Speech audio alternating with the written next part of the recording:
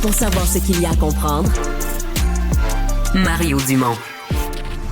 Isabelle Maréchal. Tous les 3 mois, il faut que tu arrives avec un nouveau produit, là. Tout le temps, tout le temps, tout le temps, tout le temps. Mario Dumont. Comme on dit en québécois que ça a fessé, là. La rencontre, Maréchal Dumont. Je sais pas comment on va y arriver.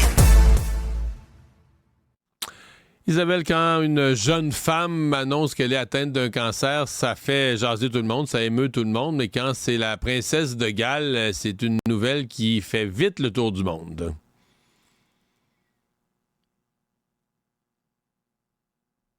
Comme femme, mais aussi comme admiratrice de Kate Middleton, que je suis assidûment sur ses réseaux sociaux, qui a des aspects de Lady Di. Tu sais que j'aime beaucoup la mère du futur roi d'Angleterre et tout ce qu'elle voulait, ce qu'elle incarnait en fait pour les femmes et aussi comme personnalité publique. Et Kate a un peu hérité et même poursuivi la tradition de Lady Di. Je trouve que William a trouvé une épouse parfaite, si c'est possible de le dire ainsi. Et je t'avoue qu'aujourd'hui, j'ai été assez estomaquée par cette nouvelle qui, à mon avis, va forcer tous ceux qui ont émis toutes sortes de commentaires désobligeants, dénigrants, allant des plus folles rumeurs aux complots les plus farfelus. Tous ceux qui ont parlé dans le dos de Kate Middleton vont devoir se laver la bouche avec du savon aujourd'hui parce que aujourd'hui, c'est terrible ce qu'on a appris. C'est terrible, mais en même temps, des gens l'apprennent au quotidien. Il y a tellement de gens qui vivent ça. Ça nous ramène au fait que c'est pas parce qu'elle est princesse de Galles et future reine d'Angleterre qu'elle est à l'abri de ça.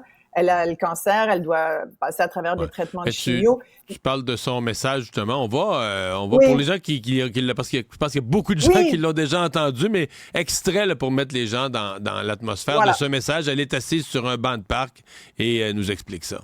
So grateful. In January, I underwent major abdominal surgery in London, and at the time, it was thought that my condition was non-cancerous.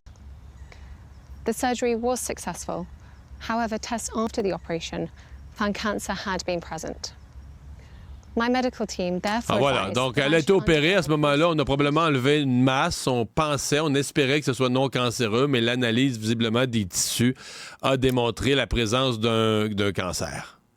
Voilà. Et on voit une femme, évidemment, qui se sent sans doute obligée aujourd'hui, Mario, de sortir publiquement après tout ce qu'on a dit. Écoute, quand je te parlais de rumeurs, c'est terrible. Il y avait même des rumeurs comme quoi ils allaient divorcer parce que non, Charles mais ça a été écrit avec une amie. La photo circulait avec la une semaine de ses passée. meilleures amies. Il y a même des tabloïds qui ont même dit que sa meilleure amie, qui est aussi sa voisine, porterait un enfant de William. Je veux dire, tu sais, c'est comme tellement terrible ce qui a été dit. En même temps, très mauvaise gestion de communication et de la situation, à mon avis, par la couronne britannique. Très mauvaise gestion. Tu sais, on a su que Charles lui-même avait le cancer, le roi Charles, donc le beau-père avait le cancer, mais on nous a rien dit sur Kate. Et il y a sans doute des gens... Mais la photo truquée, là, ça a tout gâché. C'était une gaffe terrible. Écoute, c'est une des femmes les plus photographiées au monde, une des femmes les plus obscultées au monde. Alors, c'est sûr que il y a des gens qui ont... Tu sais, moi, je l'ai vu la photo, puis j'ai rien vu, probablement que toi non plus, mais il y a des gens qui ont juste ça à faire dans la vie que de regarder, voir si c'est vrai ou pas. Tu sais, alors, moi, je trouve ça...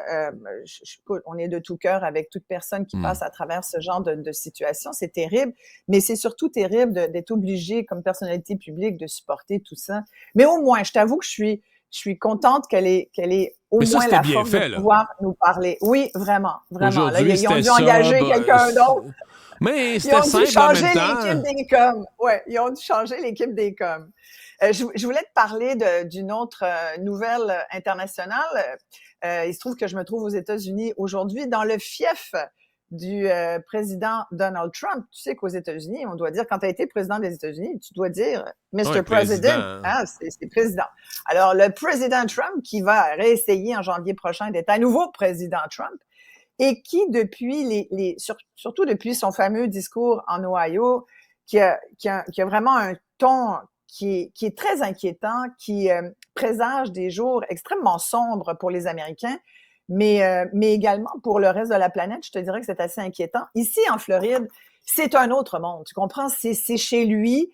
Moi, je suis à 10 minutes de Mar-a-Lago, qui fait partie de ses propriétés, il en a de nombreuses, qui font partie justement de ce grand groupe immobilier, le Trump Organization, qui est d'ailleurs menacé de saisie parce que tu sais que lundi, c'est pour ça que je voulais t'en parler aujourd'hui, lundi, il y a quand même un deadline important, une date de tombée importante pour Donald Trump. Il faut qu'il livre 464 millions US. Écoute, tout Trump qu'il est, puis on sait qu'il est accusé justement par la procureure de l'État de New York. C'est pour ça qu'il est accusé d'avoir menti sur sa richesse.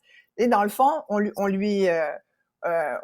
l'accuse, puis d'ailleurs, il faut qu'il sorte 464 millions. Donc, c'est un demi-milliard de dollars parce qu'il a donc été trouvé coupable d'avoir menti en 2010 sur son état financier, ses états financiers, entre autres choses. Beaucoup de gens pensent qu'il a été accusé et trouvé coupable dans le cadre de l'insurrection du 6 janvier. Non, ça, c'est pas 21. Encore traité, là. C'est pas encore jugé. Du tout le cas. Non, mais on entend toutes sortes de choses sur les réseaux sociaux. C'est pas du tout ça. Et en ce qui concerne d'ailleurs cette insurrection, tu sais comment il nomme les émeutiers du 6 janvier? Il dit que pour lui, ce sont des otages du gouvernement américain parce qu'il y en a une couple de centaines qui ont été trouvés coupables, qui sont en prison. Emprisonnés, parce que, oui, emprisonnés, à peu près 400, je pense, personnes. Et il dit que quand il va être à nouveau président, il va tout les relâcher. Il a parlé, écoute, pour lui, la procureure de l'État de New York est corrompue et raciste. Elle aime pas les Blancs, elle aime pas Donald Trump. Le juge qui a jugé, c'est un juge corrompu. C'est tous ceux qui sont contre moi. Vous allez payer le prix et je vais rendre une grandeur à New York, c'est ce qu'il a dit aujourd'hui, parce que ce qui vient d'arriver, c'est tout frais, c'est qu'une de ces sociétés, sa société qu'on connaît moins, Media Technology Group. C'est-à-dire que c'est son Truth Social, là. C'est la compagnie qui est propriétaire de son réseau. Quand il s'est fait mettre dehors de Twitter, voilà. Il a créé son propre réseau social. Et là, il enverrait ça en bourse et ça pourrait y libérer une couple de milliards. Là. C'est peut-être avec ça qu'il va payer là, sa caution, son cautionnement. Voilà. Et là, ça lui donne, alors partout, ça vient de sortir, bouffé d'air frais. Là, il vient d'avoir le feu vert. Il est l'actionnaire majoritaire, mais il y a d'autres gens qui sont majoritaires là-dedans. Fait que, écoute, mais ça ne sera pas réglé lundi. Là. Il est fin quand même. Oui, mais c'est ça, tu comprends, l'affaire de rentrer en bourse a été approuvée par le conseil d'administration ou par l'Assemblée générale ce matin, pardon. Mais ça ne sera pas réglé lundi. Donc, il y a quand même un suspense, c'est ça. Il y a quand même un suspense à savoir. Exact. Qu'est-ce qu'il va faire lundi s'il n'a pas réuni les 464 millions? J'ai l'impression qu'on va être quand même curieux de voir évoluer ça. Isabelle, merci beaucoup. Merci. Bonne fin de semaine. Mario.